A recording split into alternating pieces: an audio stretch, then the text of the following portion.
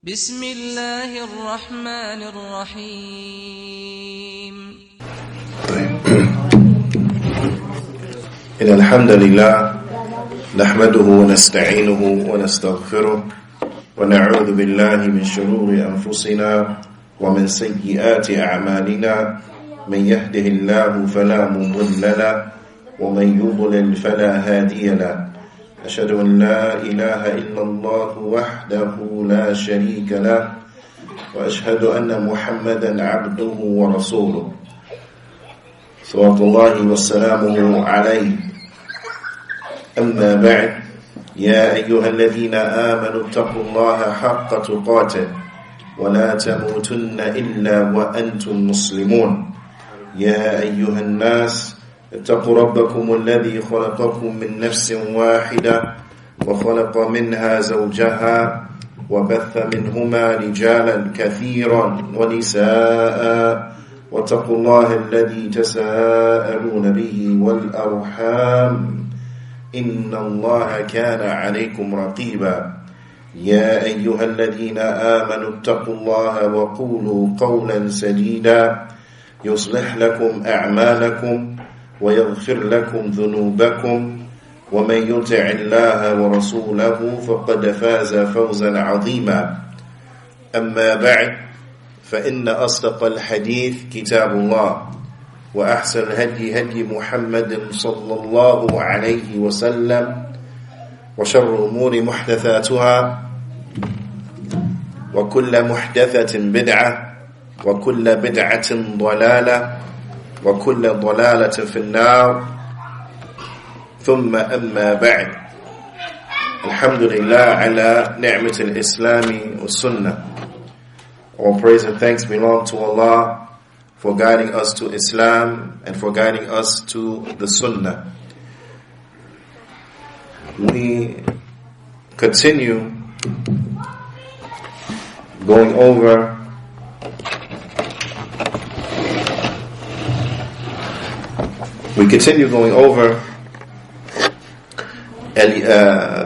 Al-Ya'juj wa Ma'juj and that which will take place as relates to them, as well as the mentioning of historical facts as relates to them.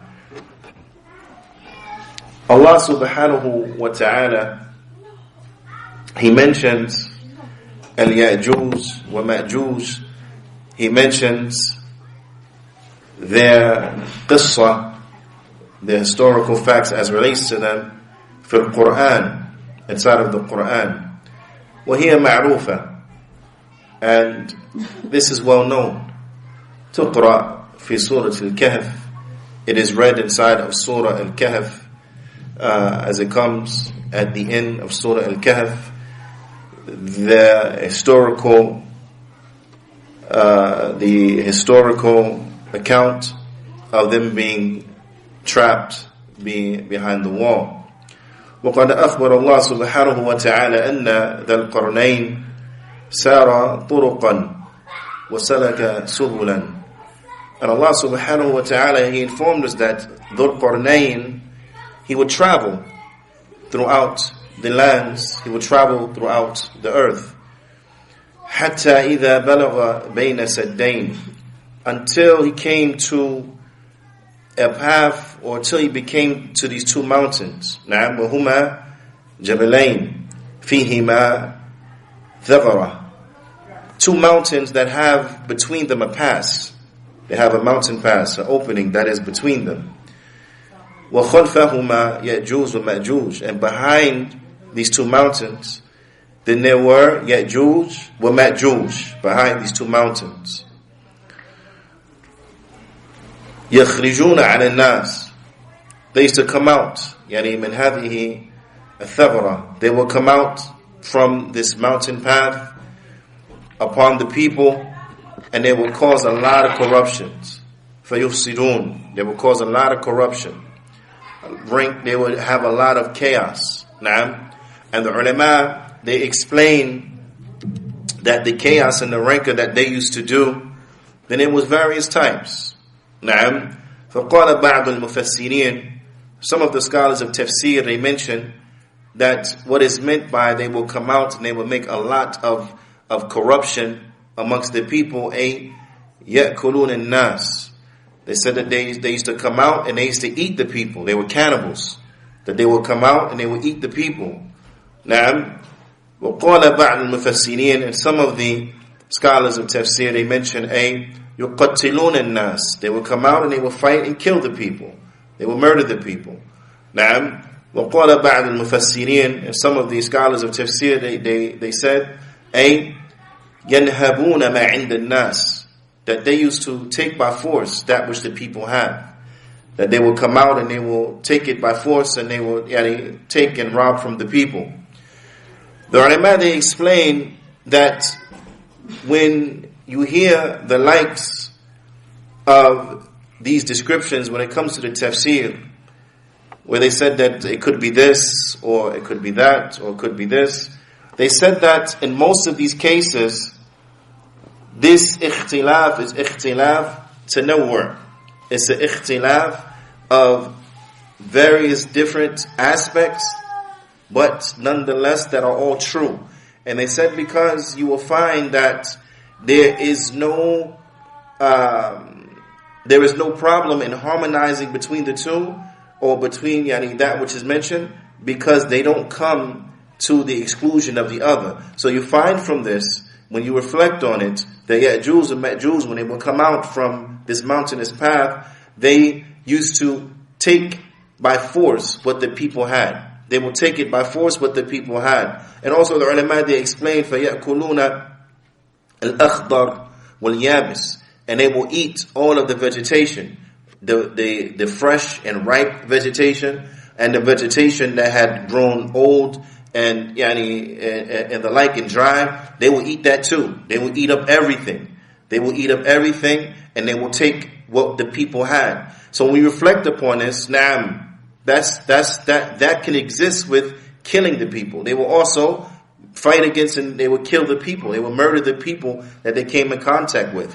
So individuals who are murdersome, then they will also eat up whatever they found, and they will take whatever the people had from possessions. So the two of these, they could coexist. And also, the first which was mentioned is that they used to eat the people. They will kill the people, then they will cannibalize the people. They will cannibalize their victims. So when one looks, they see that all of these three things, they can coexist. That they could cannibalize the people, kill the people, and take everything that the people have, and at the same time, eat up all of the vegetation, whether it was fresh or whether it was old and dry, they will eat it all. And this is what they used to do.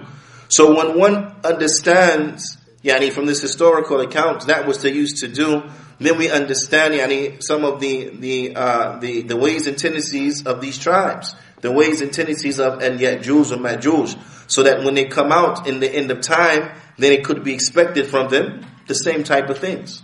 It could be expected from them the same type of things. So this is what they used to do, and this is why they were such a nuisance, and that's saying it like, to the people that lived in their region. So Dhul Qarnayn, when he came, فَجَاءُوا فَوَجِدُوا بَيْنَ وَجَدَ مَنْ دُونِ الْجَبَلَيْنِ قَوْمًا. So when he came, out مِنْ دُونِ الْجَبَلَيْنِ قَوْمًا. So when he came, he found, outside of these mountains, a people. He found a people. لَا يَكَادُونَ يَفْهَمُونَ قَوْلًا وَلَا يَكَادُونَ يُبَيِّنُونَ قَوْلًا. That he found a people that their language, or that they could hardly express themselves language-wise. They can hardly understand language, and they can hardly express language, to express themselves by way of language and verbally.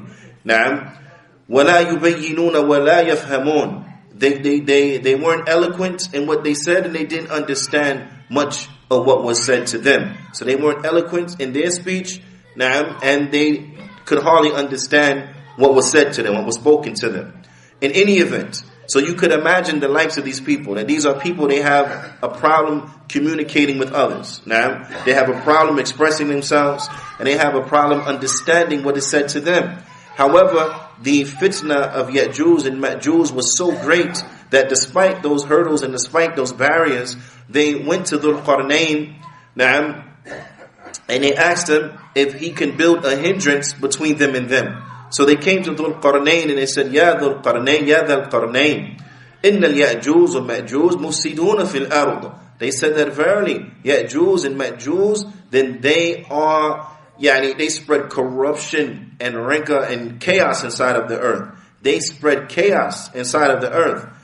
نعم فهل نعطيك أجرة من أموالنا على أن تجعل بيننا وبينهم حاجزا. They said, so would you allow us to give you some money, to give you a fee, so that you can build between us and between them a hindrance? Can we give you a fee so that you build between us and you build between them a hindrance, na'am, that prevents them from reaching us, na'am?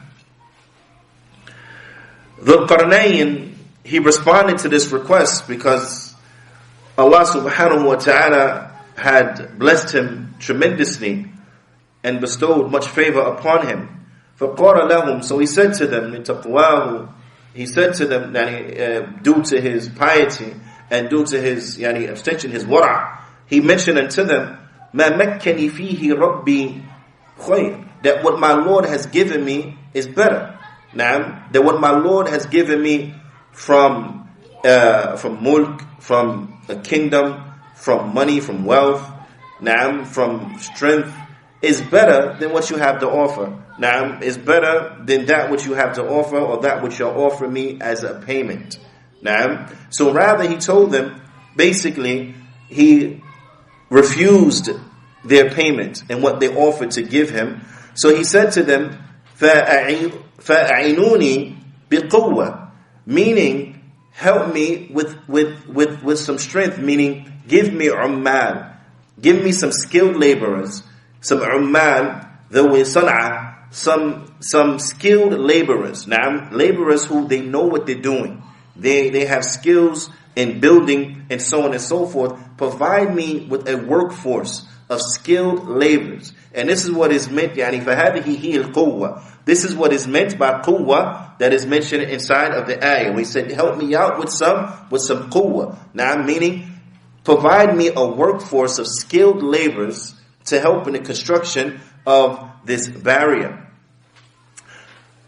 Umal, ahl al-hirfa, skilled laborers. Now, أَجْعَلَ بَيْنَكُمْ وَبَيْنَهُمْ حَاجِزًا أَشَدَّ مِنْمَا طَلَبْتُمْ. He said, I will give you a hindrance that is stronger, that which will come between you and between them, which is stronger than what you asked of me. Because they didn't ask for any type of hindrance to go. But he said, no, I will give you a radm. I will give you a barrier. You asked for just a hindrance, I'm going to give you a barrier. I'm going to give you something that's even more fortified than that which you asked me for. فَالْمُفَسِّرُونَ, the scholars of tafsir, they mention الرَّدْمْ أَقْوَى مِنَ السَّدْ, because they asked for a said, just a hindrance between the two. But he responded, said, I'll give you a radm. I will give you a barrier. Now, which is stronger than a said. It's stronger than a said. قَالَ أَجْعَلْ بَيْنَكُمْ وَبَيْنَهُمْ حَاجِزًا أَقْوَى مِنْمَا طَلَبْتُمْ. So I'm going to give you a barrier that is actually stronger than what your original request was for. Something that's stronger. Atuni, ji'uni, give me, بِقَطْعِ الْحَدِيدِ, bring to me, pieces of iron. Bring to me massive piece of iron. Na'am. فَجَاءُوا بِهَا, so they came with it. So they came with this massive piece of iron. حَتَّى إِذَا سَاوَى بَيْنَ الْجَبَلَيْنِ, until it covered and it blocked off between the mountain path. Until it totally blocked it. It totally made a barrier for it completely. نعم.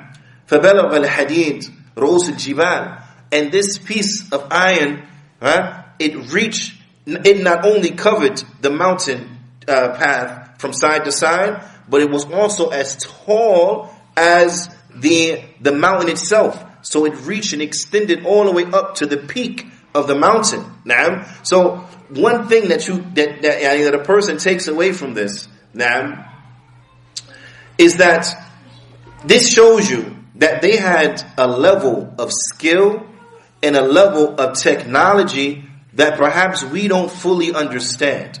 Now I'm going to tell you something.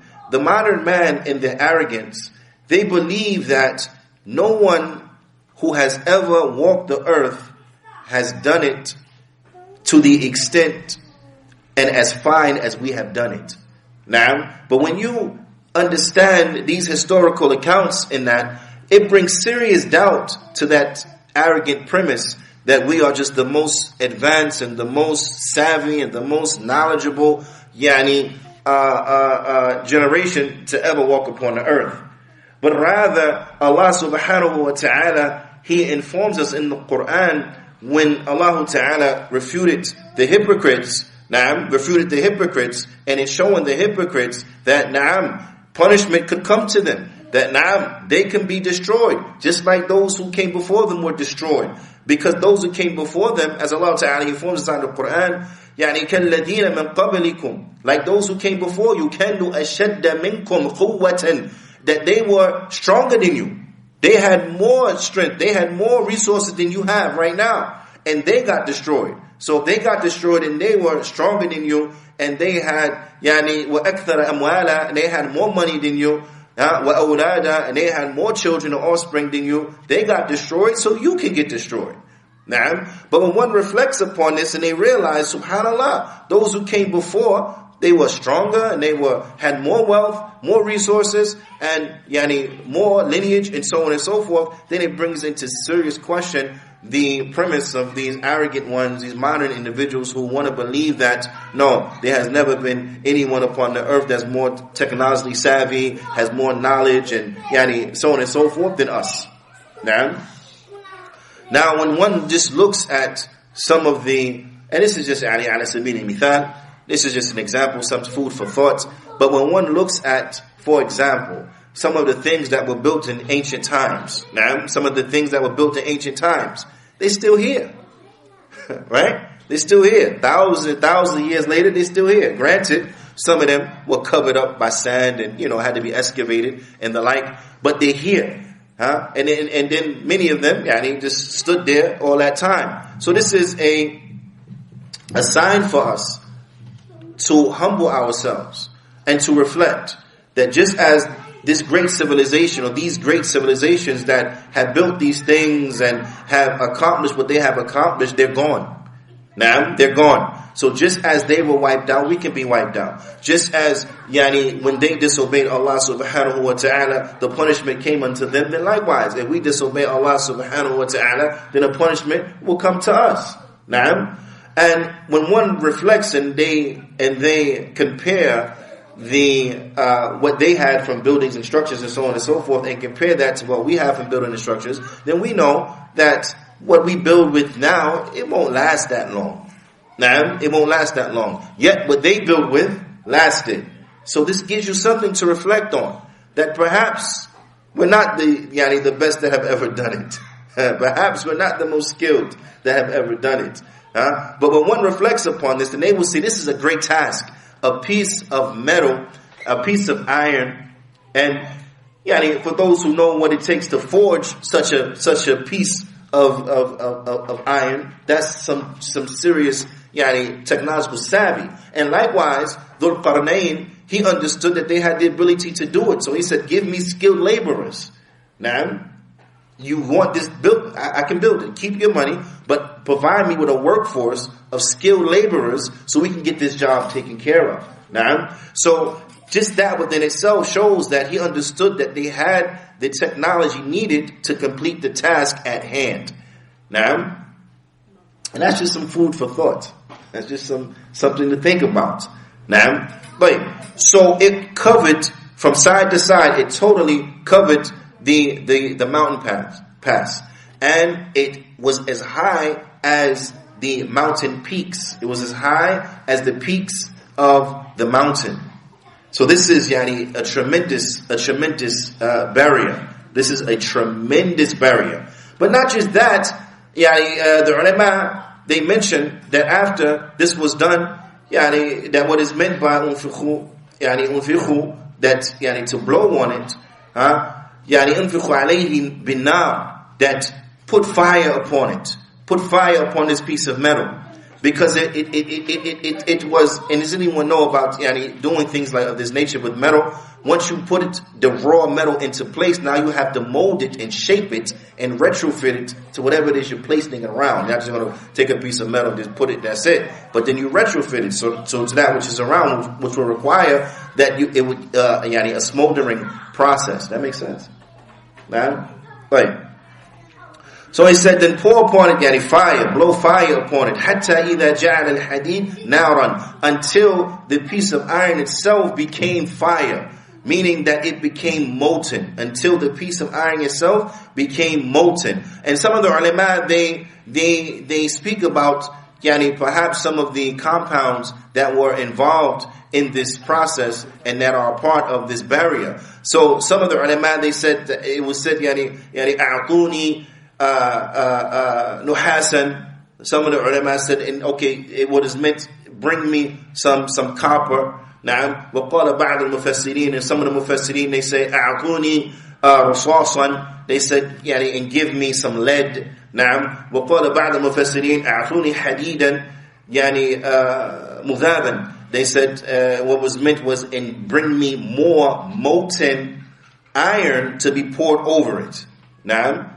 So some of the ulama, they said that what was poured over it, once it became molten and it was and the like, then it was copper that was poured over it. Others from the ulama said no, it was lead that was poured over it. Others from the ulama said no, it was actually molten iron that was poured over it to finally fix it into place, and so on and so forth. And Allahu a'la wa a'lam which one it was, but it is clear that it was extremely efficient, as it has trapped them until this day right now. Now, so فَوَضَعَ عَلَيْهِ, so they put upon it, and it was fixed in its place. فَمَا اسْتَطَاعُوا أَنْ يَظْهَرُوهُ, so they didn't have the ability, Ya'juj and Ma'juj, because of the manner and the way in which it was built and so on and so forth.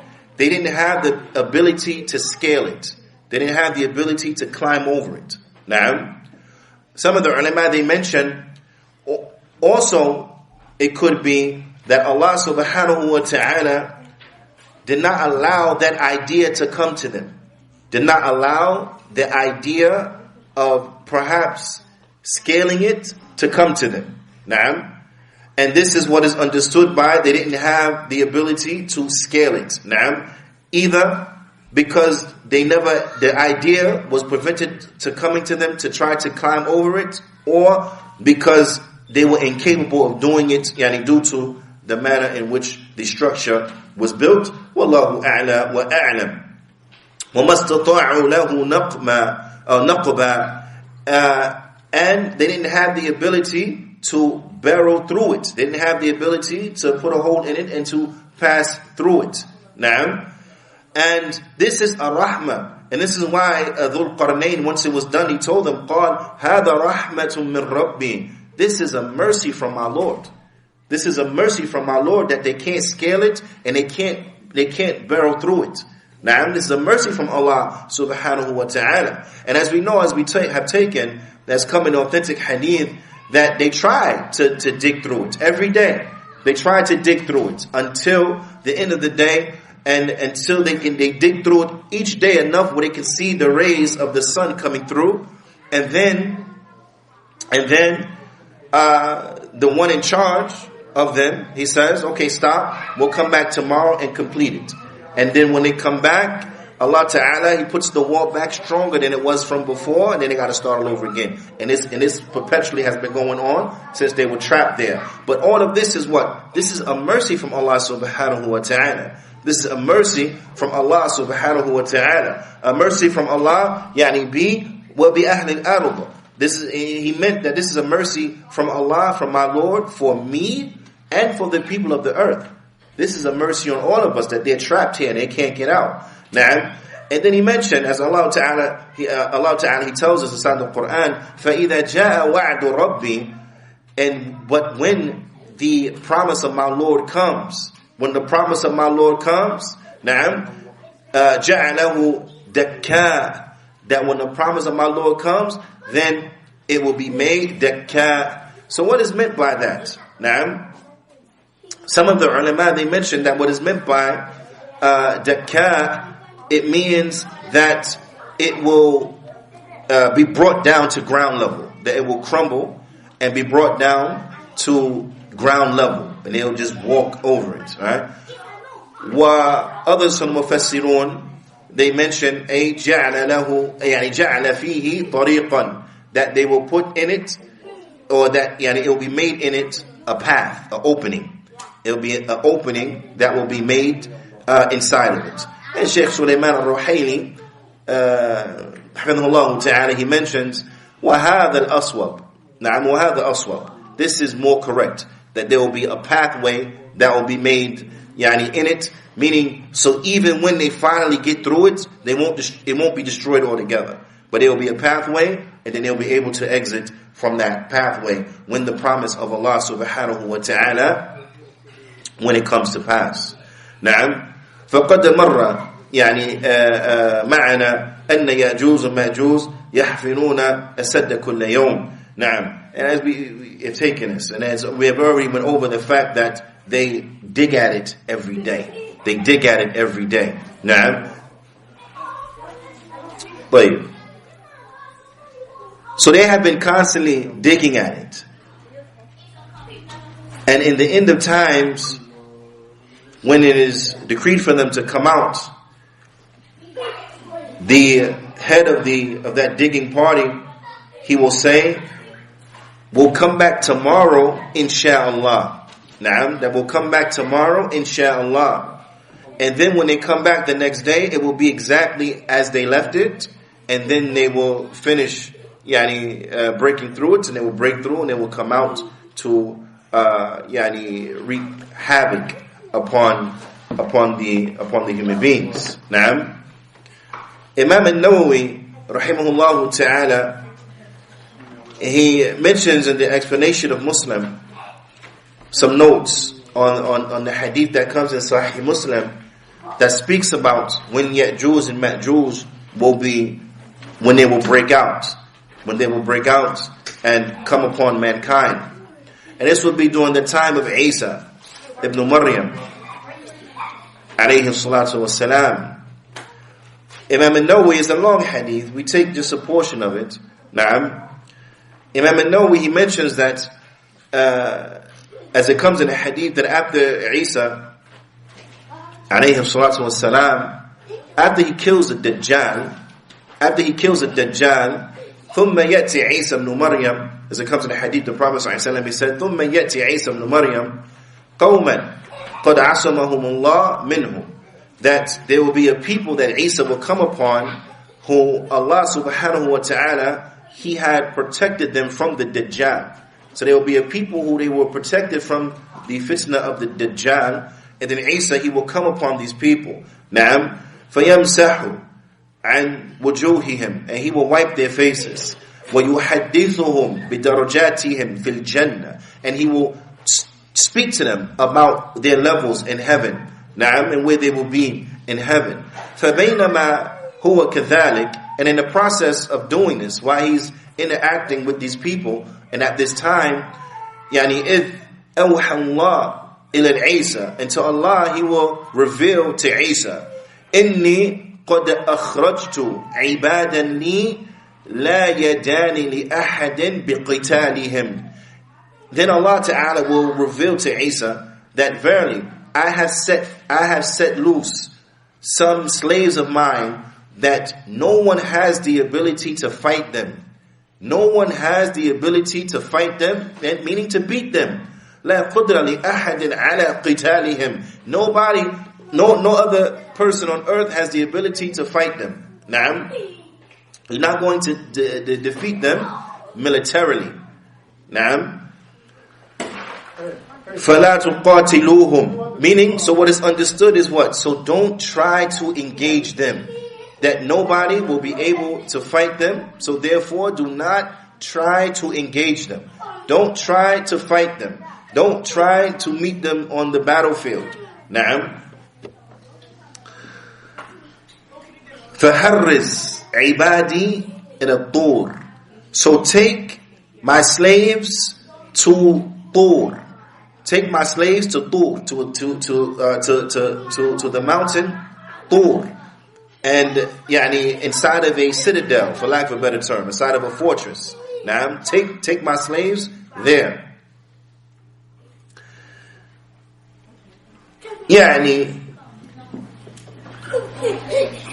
Take my slaves there so that they can escape and be free from the fitna of Ya'juj and Ma'juj. Now, so that they won't be killed and eradicated by them.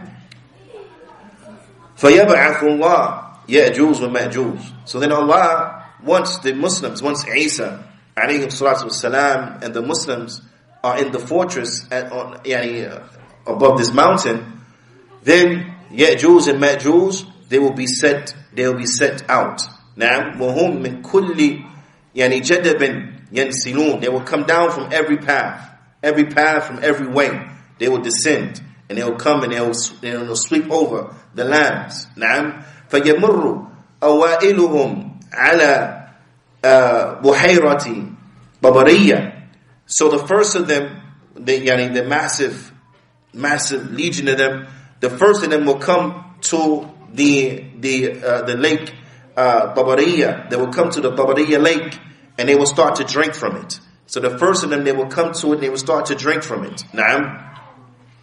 فَيَشْرَبُونَ مَا فِيهَا. And they will drink what is in it. And like this, they'll drink, and then, those behind them is excessively, as they're moving through, they're drinking. They're drinking from it. Ya'juj and Ma'juj.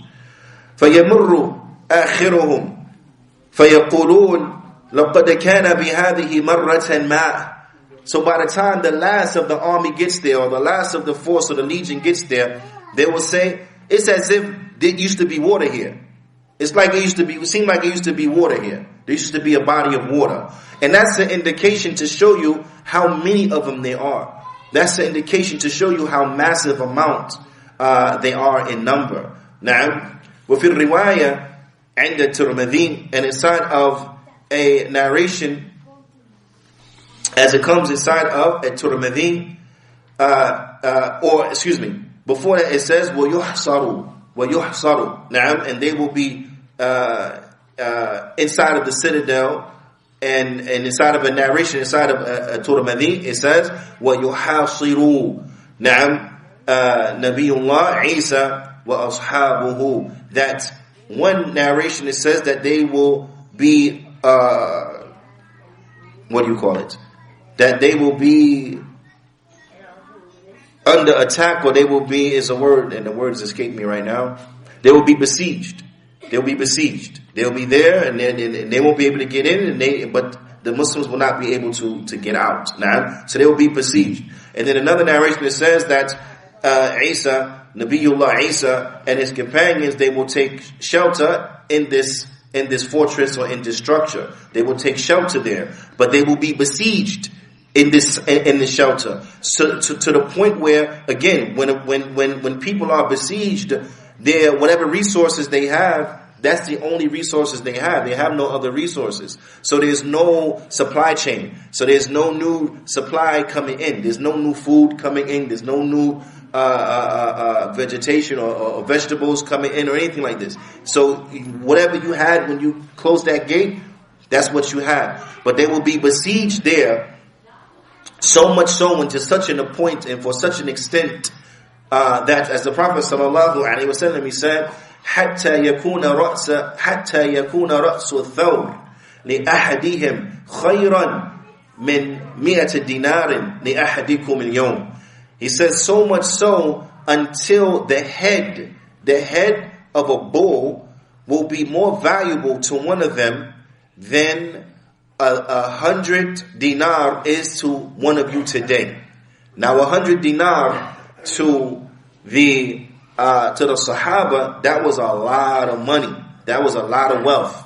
Naam, that was a lot of wealth. That was a substantial amount of wealth to have 100 dinar. And the Prophet ﷺ is explaining that the food, it will be so scarce during this time and during this besiegement. It will be so scarce that money, in essence, will lose its value. And just the head of a bull will have more value than 100 dinar.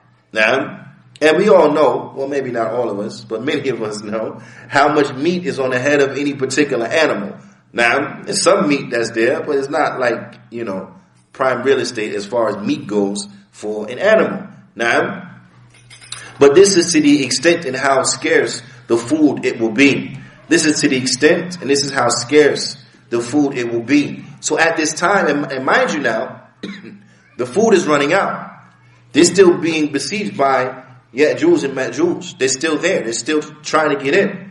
Now, so at this point, فَيَرْغَبُ نَبِيُّ اللَّهِ عِيسَى وَأَصْحَابُهُ. So at this point, Isa, alayhi salatu wassalam, and his companions, the Muslims, at that time, they will make dua unto Allah subhanahu wa ta'ala. They will make dua. They will make dua unto Allah subhanahu wa ta'ala to free them from Ya'juj and Ma'juj. Naam, to alleviate them from Ya'juj and Ma'juj. And yad'u Isa wa yad'u man ma'ah. So they will make dua unto Allah subhanahu wa ta'ala to alleviate them from this fitna of Ya'juj and Ma'juj.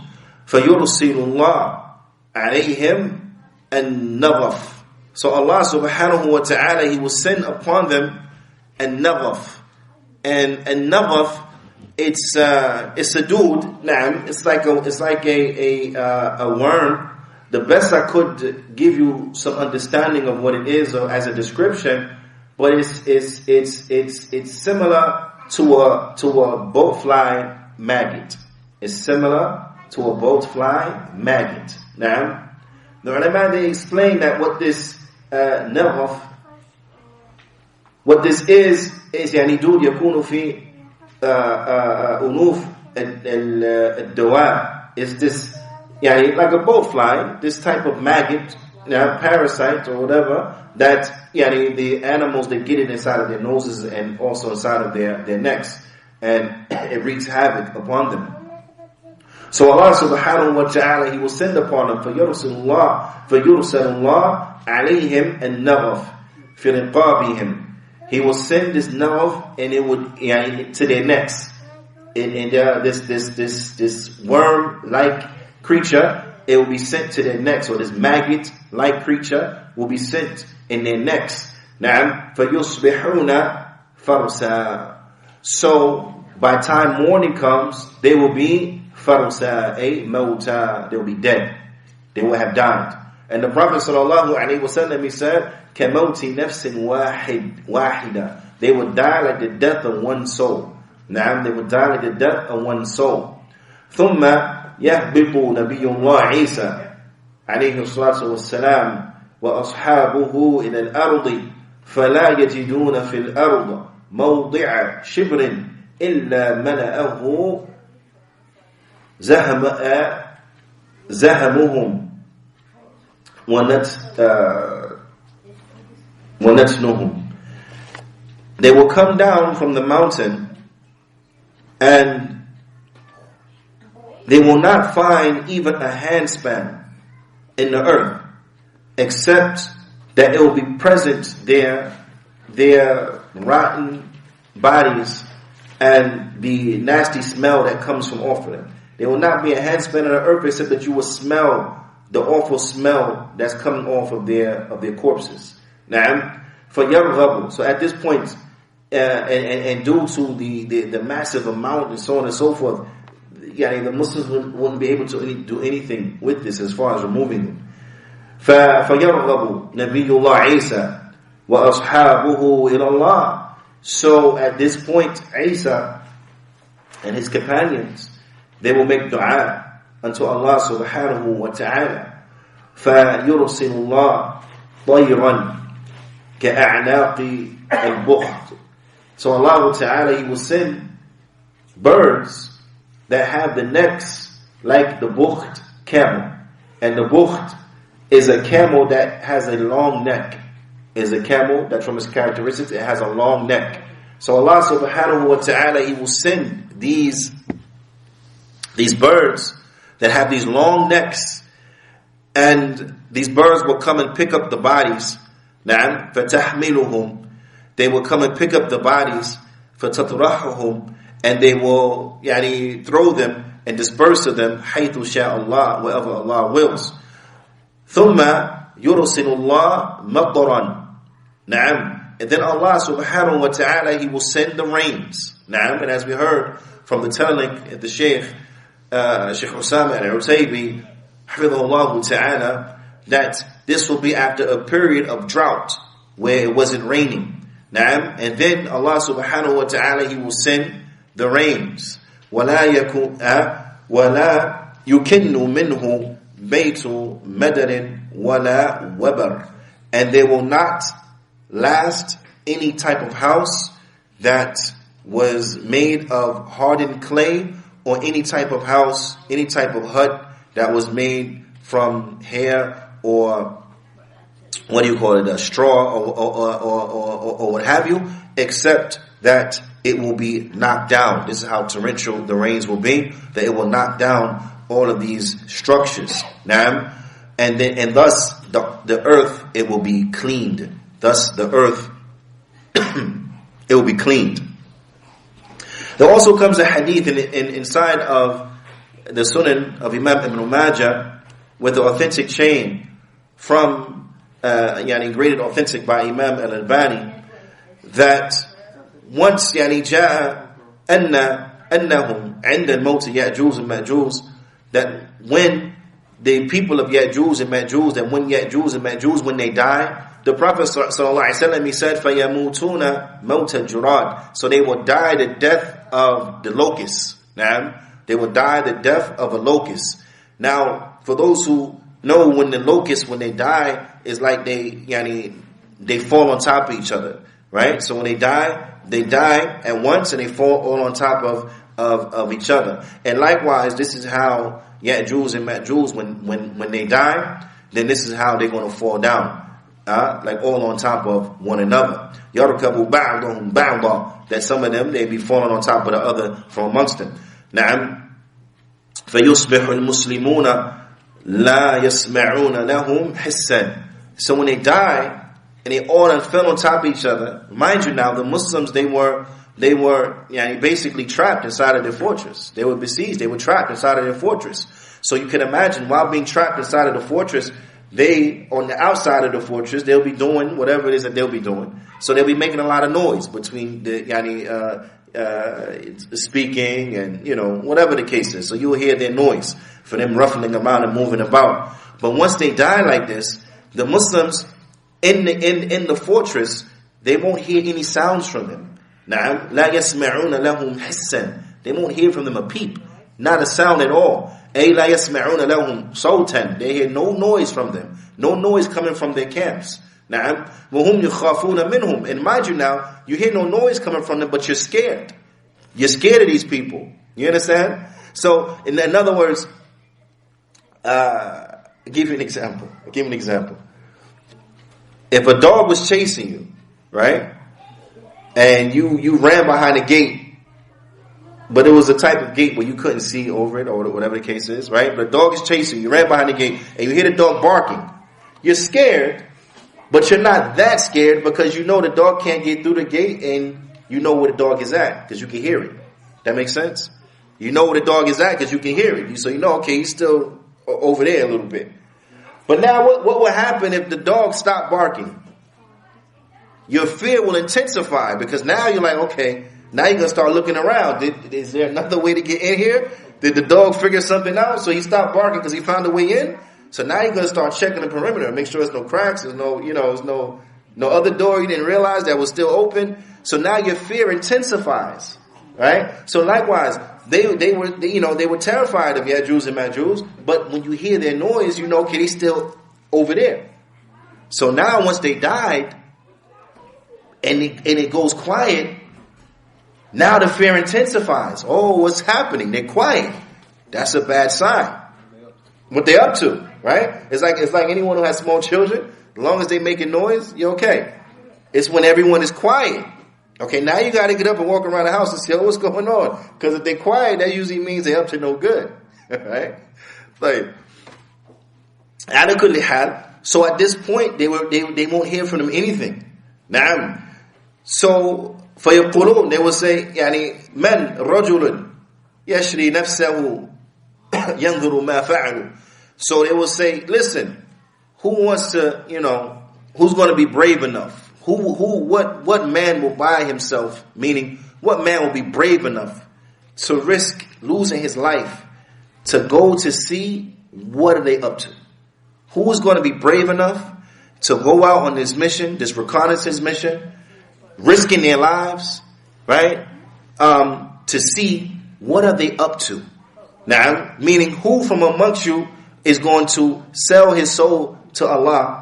Who from amongst you is going to trade his soul now for Allah's reward and go and see what they're doing? Go see what they're up to. So a man from the believers, he's going to take it upon himself. He's going to take up that mission. Now, فَيَنْزِلْ مِنْهُ رَجُلٌ. So a man from amongst them, he's going to go down. وَقَدْ وَطَّنَ نَفْسَهُ عَلَىٰ أَنْ يَقْتُلُوهُ. But he's going to have the resolve. He's already going to acknowledge the fact that more than likely they're going to kill me. I'm going to find they're going to catch me. They're going to kill me. So he is already surrendered to the fact that he's probably going to die. So he's expecting to be captured and killed, right? But nonetheless, he's going down to do this reconnaissance to see what are they up to, what's going on. Now, فَيَجِدَهُمْ مَوْتًا. But then when he goes down, to his surprise, he finds they're all dead. Right? To his surprise, he finds they're all dead. So then he yells back, "Ala abashiru, ala abashiru." Give you glad tidings, cheerfully. But ahlakullah aduwakum. Allah has destroyed your enemy. Now, فَيَخْرِجُ النَّاسِ. So then the believers, they will come out at that point. They're happy. This man is happy because he surrendered. He's going to die. He already gave it up. Okay, they probably going to catch me, kill me. But now he finds, actually, they're dead. So you could imagine how happy. Could you imagine that how happy? So once he yells to everyone and lets them know they're dead, they're going to come down. So when they come down, they're going to let their animals out. The animals that used to graze upon a land. Remember, they've been trapped too. So they haven't had much to eat, just like the humans haven't had much to eat. So they're going to let their animals go to finally go eat, drink, so on and so forth. But due to the massive number, and I want you now to imagine this, due to the massive number, and also due to the nature of these individuals. Remember, when they go through an area, they eat everything. So they eat the fresh vegetables, they eat the old vegetables, they eat the fresh stuff, the dry, rotten stuff. They eat everything, right? They eat everything, drink up everything, eat up everything. Okay? So by the time the Muslims come out, there's nothing left. There's nothing left for the animals to graze upon. There's nothing left for the animals to graze upon illa لحومهم, except for the flesh of the Ya'juj and Ma'juj. So the animals will have nothing to eat, but they will be so ravaged from hunger that they will eat upon them. Like they ate upon the best of vegetation. So they will eat upon them and gorge themselves until the animals themselves will become fat. They'll get fattened off of it, right? They'll get fattened off of what they're eating from these individuals. Na'am. وَهُمْ وَعِيَاذُ بِاللَّهِ. So this gives you an understanding too of how many of them there are. This is a massive force. This is a massive amount of people, right? But to give you another indication, They are a people that were massive in number, and they were people that had a great arsenal of weaponry. They had a great arsenal of weaponry. Now, which, given their number, given how ferocious they are, and then now given the amount of their arsenal, we understand better why Allah subhanahu wa ta'ala, or perhaps we understand better why Allah subhanahu wa ta'ala will tell Isa and the Muslims, go to the fortress, don't try to fight them. Don't try to fight them. Right? But how much weapons they had. Then the Prophet sallallahu alaihi wasallam, he said that the Muslims will come down. Right? They will come down, and the Muslims, they will be pretty much dealing with and trading and, just pretty much picking up and cleaning up and excavating or whatever, from the bows and from the arrows and from the shields of Ya'juj and Ma'juj, 7 sinin. For 7 years they be cleaning up after them. 7 years cleaning up after them. But cleaning up what? Their arsenal of weapons. Could you imagine how much weapons that is? That for 7 years, you picking up their weapons, you getting and excavating and cleaning up their weapons for 7 years. So this gives you indication of, subhanallah, how tremendous this force is. It gives you an indication how, subhanallah, how deadly of a force this is, and how great of a fitna this is. Now, in this particular hadith, that speaks about picking up and cleaning up of their weapons, it comes in the Sunan of Imam Ibn Majah, and it was graded authentic by Imam Al-Albani. Naam, it was graded authentic by Imam Al-Albani.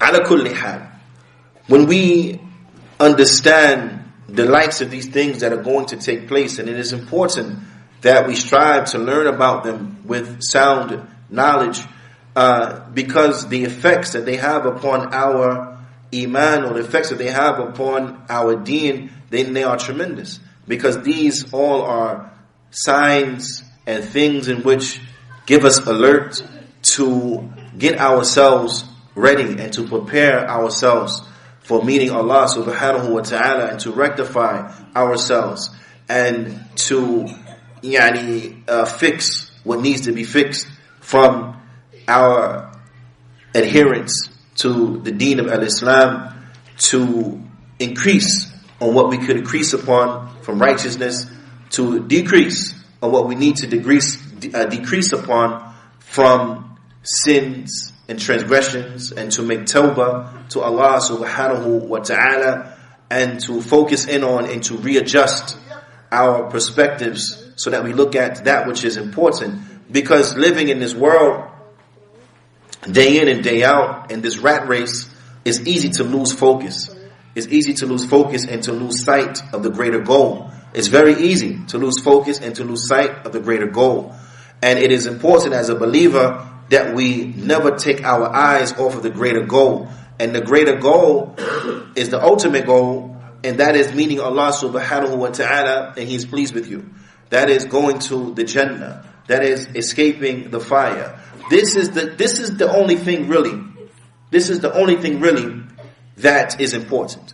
All these other things that are important, they are circumstantially and temporarily important. Naam, they're circumstantially and temporarily important. Naam. So, for example, individual paying their rent, that's important, right? It's important, but circumstantially, it's important circumstantially for you to pay your rent, circumstantially, but also what? Temporarily, it's only temporarily important. It's not really important, but it's important. For when? For right now, and for you, for right now, it's important. But in the grand scheme of things, as they say, is it really that important? So when you come on the day of judgment, is your main concern going to be, well, I didn't pay my rent. There's a few months I was late in paying my rent. That you going to worry about that on the day of judgment? No.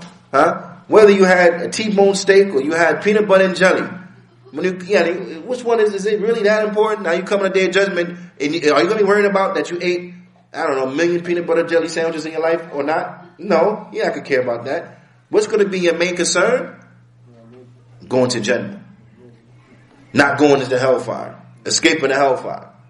Going to the Jannah. That's your main concern. Now, For the person that's in Jannah, and you look back on your life, all the pains, all the aches, all the heartaches, all the, whatever the case is, that happened to you in your lifetime, does it have any bearing on you? You gonna have PTSD over that? No, who cares? Whatever, who cares? I was the poorest man ever from the human beings. I don't care. If you're in Jannah, you don't care.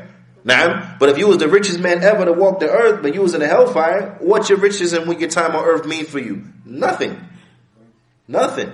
You begging for a drink of water, you ain't getting no water. You begging to get out, you ain't getting out. You begging to sit back to the dunya, you ain't getting sit back to the dunya. You begging that the punishment be light, and no, the punishment is going to be made worse for you. So now, what all your money? What that help you? Nothing. So when you look at things from this greater perspective, it really changes your worldview. Now, think about this. You'll be able to reevaluate people's value in your life based upon your greater goal.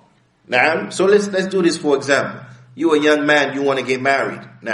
So now, what's more important for you in the long run? What's more important for you, dealing with the ultimate and the greater goal is what? Marrying someone who is righteous.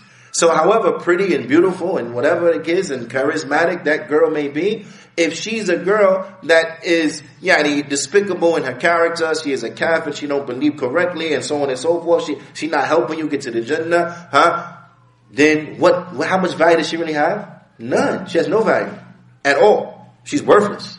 She's worthless. She means nothing. Why? Because ultimately she's going to destroy you. She's going to hurt you. Right? So she has no value. But that person that helps you go to the Jannah, that person that helps you remember Allah, that helps you and prevents you, that helps you stay away from evil by warning you and preventing you from doing the evil. That one that loves you enough to say, fear Allah, that's haram, don't do this. No, this is wrong, this will anger Allah. Stop, fear Allah. Now, that person is the person that has value to you. That person that reminds you, read some Qur'an. You read the Qur'an today? That person that reminds you, let's study, let's read through the hadith of the Prophet sallallahu alaihi wasallam. That person that reminds you, listen, you should pray some sunnahs. That person that wakes you up in the nighttime to pray qiyamul layl. That's the person that has value to you. That person that tells you, no, stay away from bid'ah and the people of innovation. That person has value to you. That person that helps you be a better Muslim. That person has value to you because all of these things lend to the accomplishment bidnillahi ta'ala of the greater goal. And that's going to the Jannah. Now, anybody that's not doing that, in essence and in reality, they have no value to you. They're worthless to you. Worthless.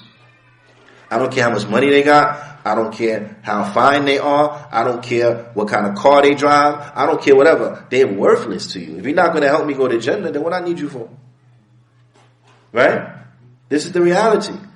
But the wise man is the one who realizes it sooner than later. How many brothers marry people just because of their beauty, just because of whatever, and it's just a headache, and it's just they fighting in the house with a Muslim wife about practicing their religion. Then now they regretting it. But when they look back, they say hindsight. When they look back at hindsight, they realize I'm not really surprised. She is who I thought she was, but I was blinded because of her beauty.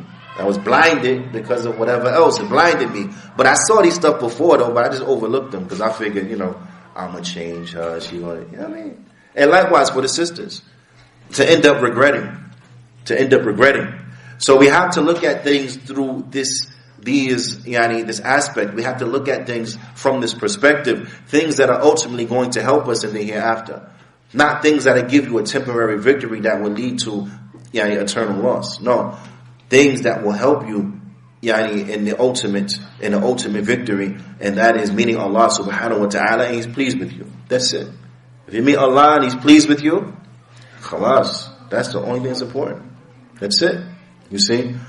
And this is what reflection upon the likes of these things help us to do, is to get ourselves back into focus, to refocus, to get ourselves back in the right mindset, to prepare to get ready. Because when you realize that the earth is about to end, because you see those signs that are the signs that come prior to the ending of the earth, then you have to get ready, because you know time is running out. And when you reflect upon time running out and how the earth is meaning its end, and you think about that, you realize that time, Juyaanee, is not specific just to the earth and the earth meaning its end, but also your time clock, of lack of a better term. Also your clock is winding down. Also your time is coming to an end. Also your time upon this earth is about to meet its end. And when that happens, khalas, that's it. So it reminds you to refocus, to come with more energy and the like, to get better upon your religion now, not later, because everything is coming to an end and drawing to a close. Now, and this is what I want everyone to take away from these lectures, not just the information that comes therein. Now, I want you to take the information that comes therein, the correct aqeedah. You got to take that. Now, you have to take that, and that's a concern, and that's extremely important.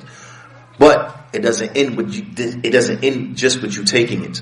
Now, because now that you've taken it in, now that you have taken in that authentic knowledge, now what you want to do with it? Because knowledge without action is like a tree without fruit. Now, so now what you going to do with it? Now you got to act upon it. You got to that knowledge now has to move you to excellence. Bi-idhnillahi ta'ala. So in addition, Walaikum Salaam wa rahmatullahi wa barakatuh. So in addition to taking in and taking good notes and getting the knowledge, then you have to put forth, Juyaanee, just as much or more energy in implementing that knowledge and acting upon that knowledge and acting and bringing forth actions that are appropriate for a person who has that knowledge. Now, as you have to bring forth actions that are appropriate for a person that has that knowledge and to really benefit from that knowledge. And that is Juyaanee, something vital that I want everyone to take away from this, is to let's get ready for the end of the world, because regardless, the end of our world is coming soon, because death is close. بإذن الله تعالى نكتفي بهذا القدر، وصلى الله وسلم على نبينا محمد وعلى آله وصحبه أجمعين، وجزاكم الله خيرا.